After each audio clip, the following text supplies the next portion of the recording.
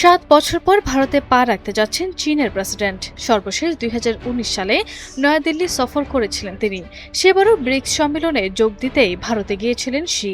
ওই সফরে তার সঙ্গে ছিলেন প্রায় ২০০ কর্মকর্তা। এবার সেই বহরে থাকছেন প্রায় ৪০০ কর্মকর্তা। তবে শি জিনপিং এর এবারের ভারত সফরের প্রেক্ষাপট আগের চেয়ে অনেকটাই ভিন্ন। ২০১৯ সালের সফরের পরের বছর ২০২০ সালের জুনে লাখাত সীমান্তে ভয়াবহ সংঘাতে ছড়িয়ে পড়ে ভারত ও চীনের সেনাবাহিনী।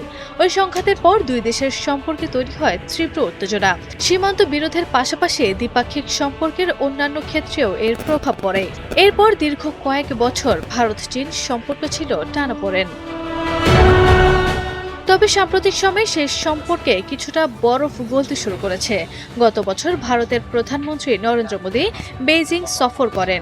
এর আগে দীর্ঘ ৭ বছর চীনে সফর করেননি তিনি। মোদীর সেই সফরকে দুই দেশের কূটনৈতিক সম্পর্ক স্বাভাবিক করার পথে গুরুত্বপূর্ণ পদক্ষেপ হিসেবে দেখা হয়েছিল।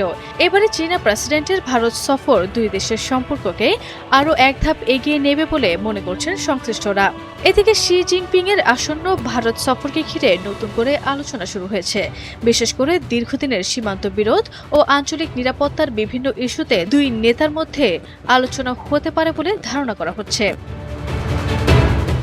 ভারত ও চীনের মধ্যে সীমান্ত নিয়ে বিরোধ বহু পুরনো। ভারতের অরুণাচল প্রদেশ এবং কেন্দ্রশাসিত অঞ্চল লাদাখের বিভিন্ন অংশের ওপর নিজেদের দাবি জানিয়ে আসছে চীন। ফলে শি জিনপিং এর এই সফর শুধু ব্রিক্স সম্মেলনেই সীমাবদ্ধ থাকবে নাকি এর বাইরে দুই দেশের গুরুত্বপূর্ণ দ্বিপাক্ষিক ইস্যু নিয়েও আলোচনা হবে, সেদিকেই এখন নজর আন্তর্জাতিক মহলের। তবে শি জিনপিং ও নরেন্দ্র মোদীর মধ্যে দ্বিপাক্ষিক বৈঠক হবে কিনা তা এখনও নিশ্চিত নয়। চীনের পররাষ্ট্র মন্ত্রণালয়ের কর্মকর্তারা জানিয়েছেন, ব্রিক্স সম্মেলনের ফাঁকে দুই নেতার বৈঠকের বিষয়ে এখনও চূড়ান্ত সিদ্ধান্ত হয়নি।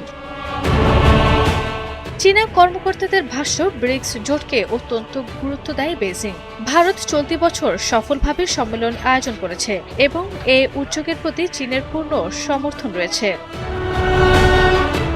এদিকে শি জিনপিং এর সফর ও সম্ভাব্য মোদী শি বৈঠক নিয়ে ভারতের পররাষ্ট্র মন্ত্রণালয়ের সঙ্গে যোগাযোগ করেছিল রয়টার্স। তবে মন্ত্রণালয়ের কোনো মুখপাত্র এই বিষয়ে মন্তব্য করতে রাজি হননি। ৭ বছর পর শি জিনপিং এর ভারত সফর তাই শুধু একটি কূটনৈতিক সফর নয়, বরং ভারত চীন সম্পর্কের ভবিষ্যৎ গতিপথের দিক থেকেও গুরুত্বপূর্ণ বলে মনে করছেন বিশ্লেষকরা। এখন দেখার বিষয়, ব্রিক্স সম্মেলনের মঞ্চে দুই দেশের সম্পর্কের জট খুলতে নতুন কোনো উদ্যোগ আসে কিনা। আরভি ইসলাম হিমু, এনটিভি অনলাইন।